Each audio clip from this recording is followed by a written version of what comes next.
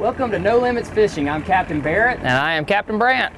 Man, it's been tough to get us to slow down long enough to talk about fishing, as much fishing as we've been doing here the last couple of weeks. You are right, Barrett. I mean, you remember last time we were crying, but that's what fishermen do, right? We cry the blues, that's our job. But we were moaning and groaning about the weather and the fishing being up and down. But ever since Mother Nature decided to get her act together, we have been rolling. It's been busy.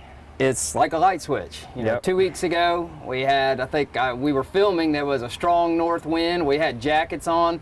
Today, it's 80 plus degrees, a light south wind, summertime conditions, you know, just like we said would happen. Yep. You know, May's here, June's coming, things stabilize, everything's right in the fishing world, and man, the fish have not disappointed. No, they have not. It's like you said, stability. That's the key, I think, really, to get your fish fired up and moved into the area. You get stable weather, the fish can find their food, they move to where they're supposed to be. The water clarity, that's a good, important, that they can see what they're eating.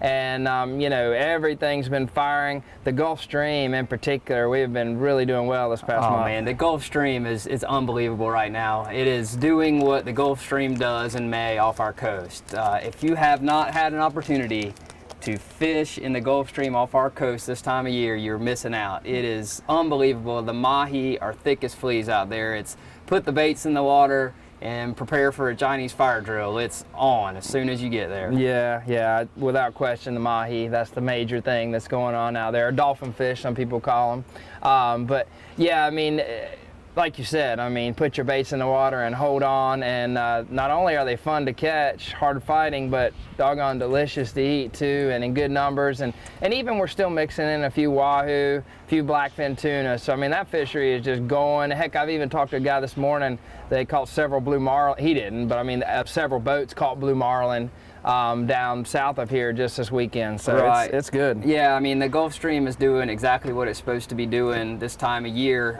It's pretty consistent every year. You know, when the flying fish show up out there and on the break, the mahi come with them. And that's, I was out a couple days ago, and I mean, there was more flying fish in the water than you can imagine, and those mahi were just gulping them up, just like, You hadn't seen anything till you've seen a fish, a dolphin fish or a tuna chasing a flying fish. Imagine that scenario where you've got the flying fish. If you hadn't seen one before, they skirt about a foot, 2 feet above the water. They actually use the back of their tail. They don't actually fly. The back of their tail just touches the water and they kick.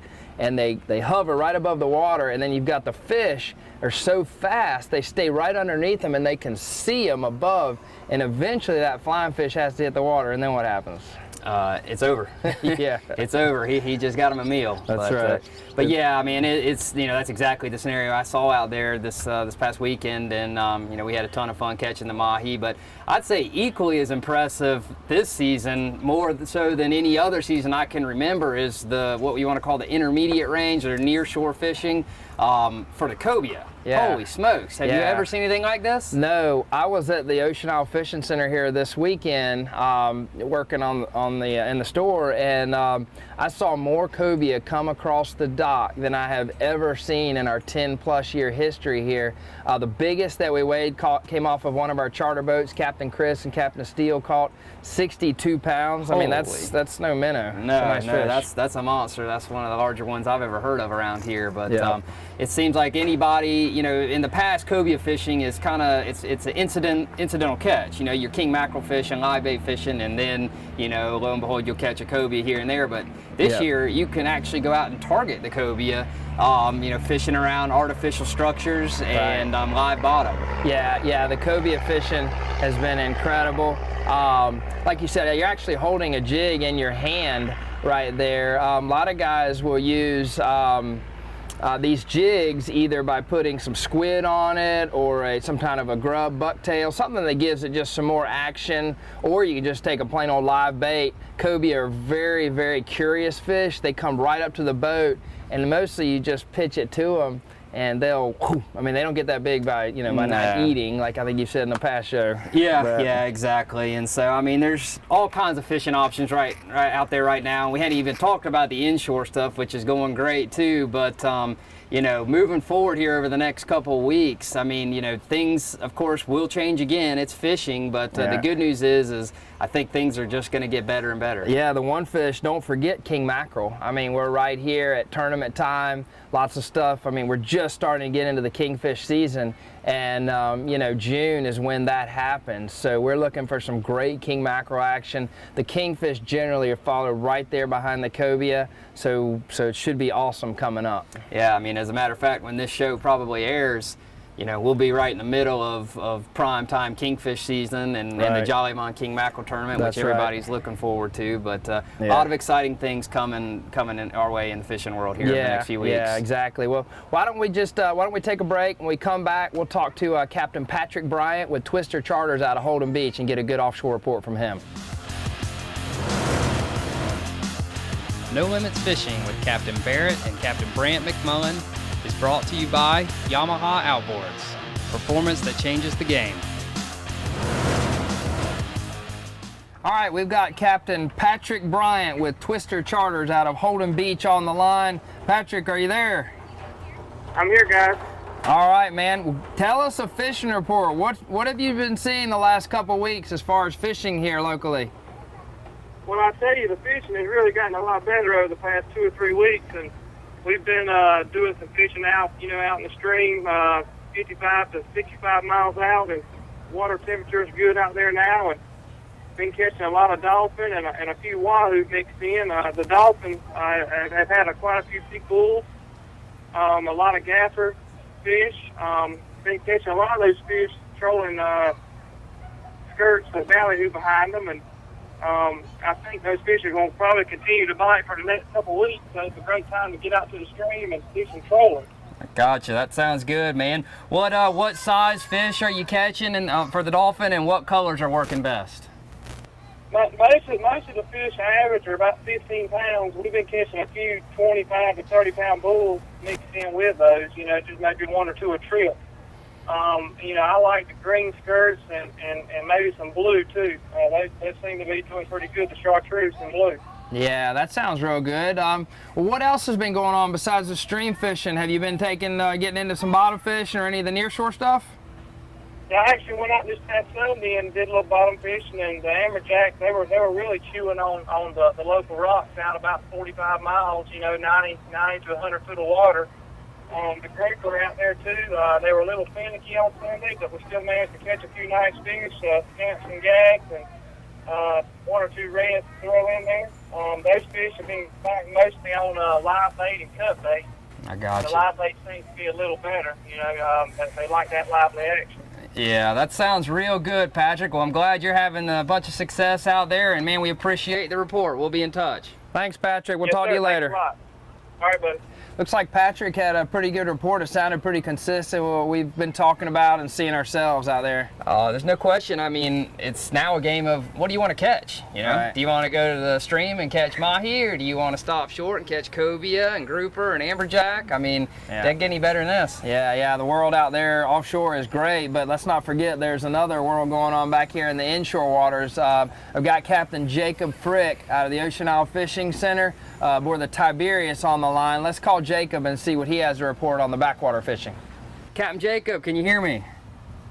Yes, sir, I can hear you. All right, good deal, Jacob. I understand you're on a charter right now. Give me your report. What's going on out there? Man, we're back here in the Sunset Beach area, and we've got some big bogeys that we caught in the waterway there in front of the Ocean Isle Marina, and we picked up 3 good flounder, 1 good one in the boat so far. Gotcha. What's the what technique, Jacob? I mean, what are you using?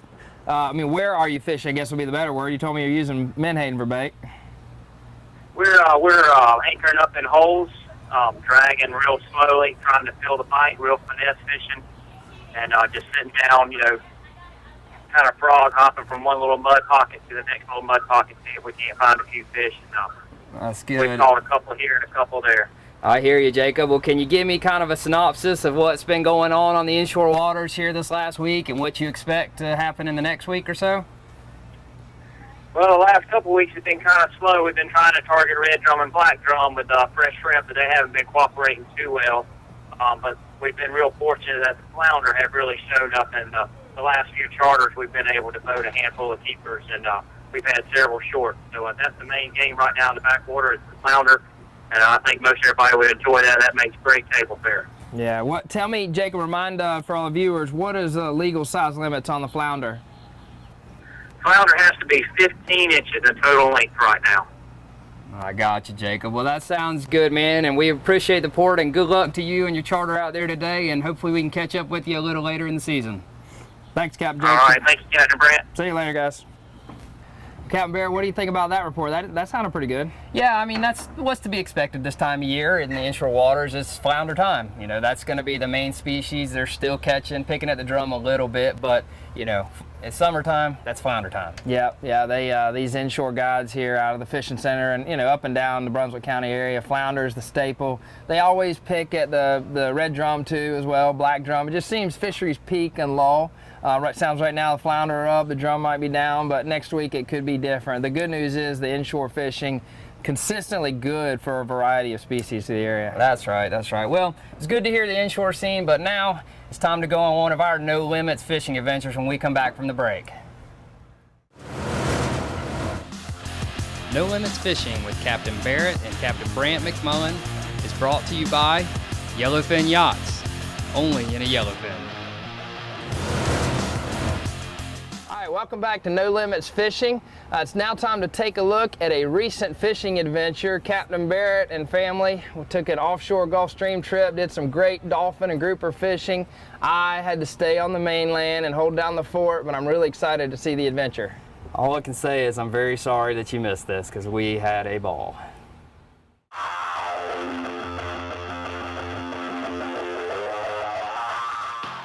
Game plan, pending your approval, is we're going to jump out of the inlet here and see what the ocean's like, but it should be pretty nice. It blew a little bit early this morning, but it's laying out now. But assuming it's nice, we're going to the blue water. We're going to go probably out towards the McMarlin hole, maybe the Windy Scarp, and try to catch some dolphin. And if that all goes according to plan, we may try to do a little bit of grouper fishing. Can you handle that? Yeah. Yay, grouper. Yay, grouper. Cool. We got a big mission on hand. Got to catch some fresh fish from Carolina Wing Company. The chef has demanded fresh mahi and grouper as a special tonight, so that's our number one mission today. Is make the chef happy. Don't ever make the chef mad. Do not make that chef mad. That's right. All right, let's go get him. It's too big to make mad anyway.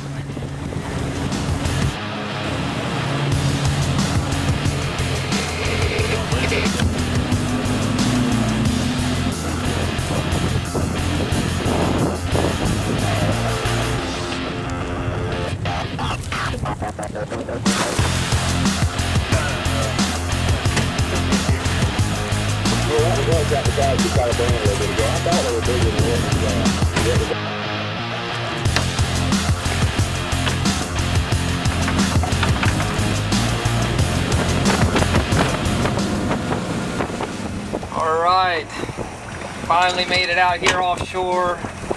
We're right here on the break, about 180 feet of water. It's about 65 miles from where we left from this morning here at Ocean Isle, and water is good color. It's nice and blue. It's a little cooler than I had expected. It's only 72 degrees here at the end of May. It's kind of unusual, but we're here. We're gonna give it a shot and see what happens. We're gonna be trolling along this edge where it drops off from 160 to 220, and we're basically looking for mahi or wahoo. Will probably be the two most common things we would see out here. So, we basically just pick around, moving about 6 or 8 miles an hour, looking for something, looking for a weed line, bait fish, the fish we're trying to catch, just something. And hopefully we can do that. And we'll cover an area probably 10 miles long, just over the structure of the break. So let's go ahead and get rigged up here and get some ballyhoo on our hooks, and we'll start trolling and see what happens. So what we do here with rigging ballyhoo is you want to limber them up. Basically we're taking a dead frozen ballyhoo bait right here, thaw them out. We're We're going to be pulling him behind us at about 6 to 8 miles an hour, trying to make him look like he's alive, make him swim. So to make him do that, we want to limber him up real good. Just kind of work him back and forth. You pop his backbone away from the meat, just makes him even more limber. So now you end up with just a wooden noodle. Then, if I do this part correctly, he will be just right. Measure him up. Now make a mark where I want my hook to come out. There's just made a mark with the end of my hook. Run this through his gills, right out that hole.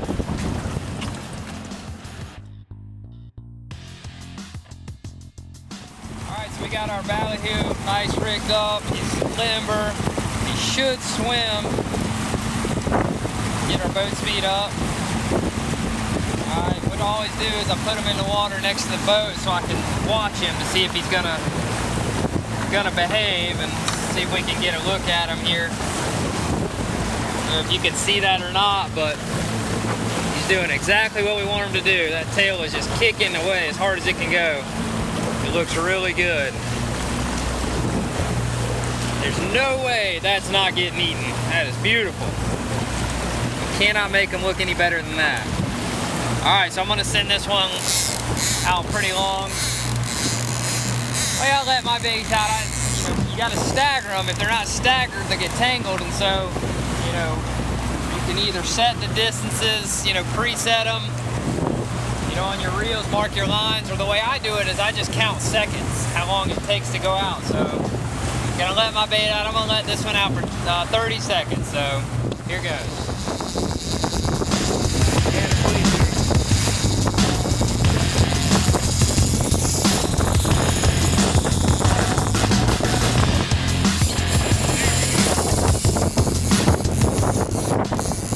That didn't take long. That's exactly how we had it planned. Boat's moving forward at a slow speed also helps you keep the line tight.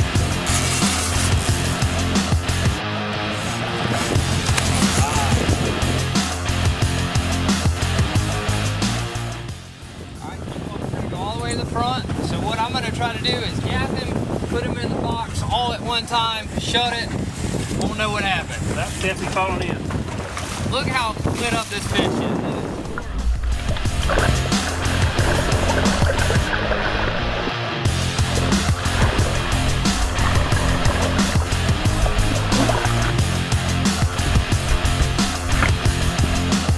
Right. There we go. First fish of the day. Beautiful mahi. Good job. All right. Hooked up on the light line. We're in a massive dolphin bite right now. Stephanie's got a nice 10, 12 pounder on over here, right up to the boat. We left it in the water, and what we did is there's a bigger one back there. We took one of these live baits that we caught this morning and fished it out, and man, it was like a rat on a Cheeto. Boy, he just jumped it, and he, it didn't take 10 seconds, and now we got Rube hooked up here on the light tackle. It don't get no better than this.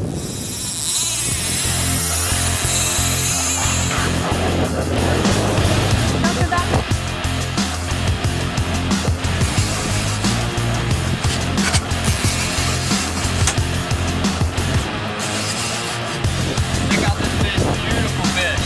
Can you turn this on?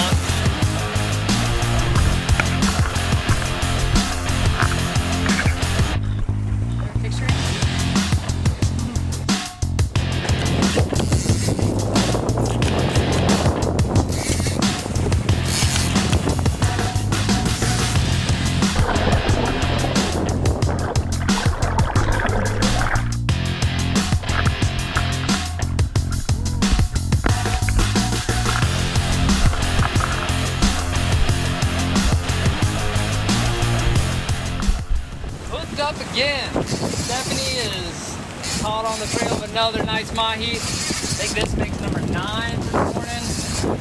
It's been a pretty steady bite. It started off hot and heavy. It slowed up a little bit. We had to go on in a few minutes, but that just allowed us to catch our breath. But we're back to work again. It's a nice class of fish out here today, maybe 15-pound average.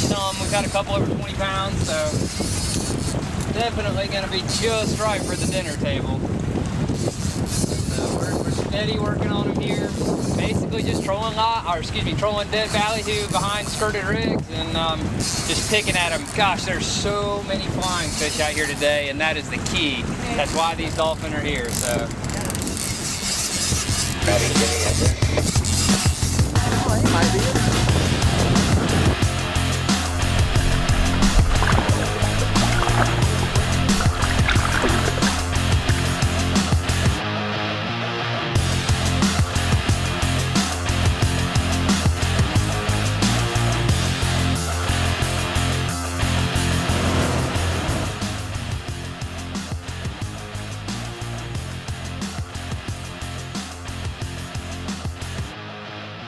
In the show, you noticed Captain Barrett throwing the cast net. Barrett, what were you doing? Yeah, we ran up on a school of live bait. We wanted to have some live bait to use out in the Gulf Stream for the mahi that day. You know, sometimes that helps catch more fish and bigger fish. And so we found the bait quick and threw the big net on them. Yeah, throwing the cast net, being able to throw a cast net, very important tool in fishing. Barrett used it in the Gulf Stream, but in future episodes, you'll see us using live bait for king mackerel, cobia, all sorts of other fish. So let's go over how to throw the net here. What Barrett's gonna do is coil the rope into his left hand here. I'm right-handed. And he's right-handed, this is correct. He is right-handed, coiling into his left. This is a 10-foot net, which is about the size you're gonna want. He's gonna stretch the net out. The horn goes into his left hand. He brings the net, continues to coil the net into his left hand, and then he coils it again. So he's taken a net and coiled it all the way down until it's about 24 inches here from the bottom of the net up to his hand. Now, he's gonna take this outside edge and he's gonna throw it over his arm. He's then gonna reach and he's gonna start fanning the net over his shoulder, okay? This takes practice, I assure you, it takes a little bit of practice. He's gonna reach down, he's gonna grab it, drop all the net into his hand, and end up with the lead line in between his fingers. He's gonna take that and put it in his mouth, reach down, grab the outside line. Folks, it's gonna take a lot of practice, I assure you. This is a 10-foot net, but this is something that you want to learn how to do. Replay this video. Go get him, Barrett. And that's how you throw a cast net. Very important part, live bait fishing. Replay this, see if you can get it down. No Limits Fishing with Captain Barrett and Captain Bryant McMullen is brought to you by Ocean Isle Fishing Center, located at the base of the bridge on Ocean Isle Beach. For the fishermen, by fishermen. Hi, welcome back. That was an awesome show, Barrett. I hate I wasn't there. It looks like the dolphin fishing was incredible. I'm jealous, but tell me about it. I mean, what were the conditions like? What was going on out there? It was unbelievable. I mean, it was, you know, it was as hot as we would want it. You know, you had to have time to sit down and have a drink every now and again, but man, there wasn't even time for that. It was just pure tea, just biting as fast as you could get a line in the water.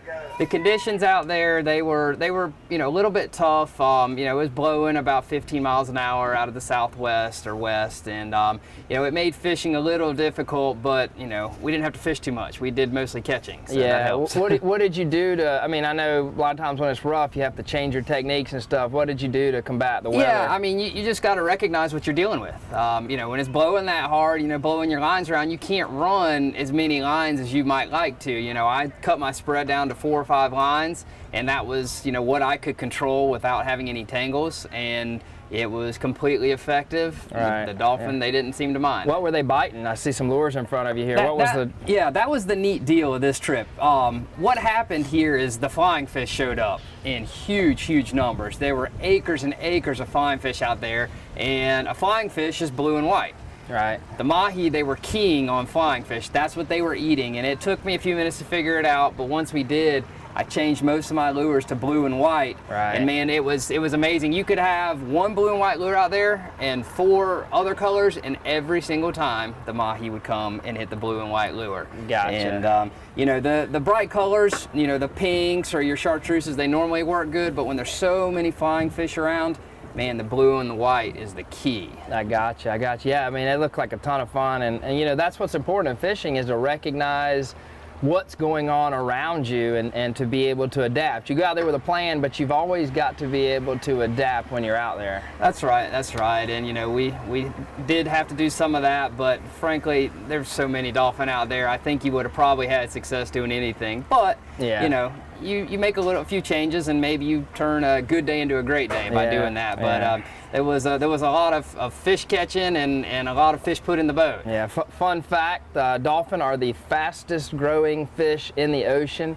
They have been, they're known to grow up to 2 pounds a day, I read, and so that's why they're so prolific in number. So that's a really neat fish. But you know, one thing I saw, obviously with a lot of catching fish, there's a lot of gaffing fish, and that can be, you know, a bit of a challenge. There is technique to that. So you know, tell me what, you know, with dealing with dolphin as far as other species, what's your technique and how do you deal with that? Yeah, dolphin you got to be careful with, because when you gaff a dolphin, he goes nuts. You know, you don't want to just gaff a dolphin and drop him on the deck and he goes kicking, flailing all around, hurting people, breaking your tackle and all that. So you got to be aware of that. And you know, just a couple of quick tips.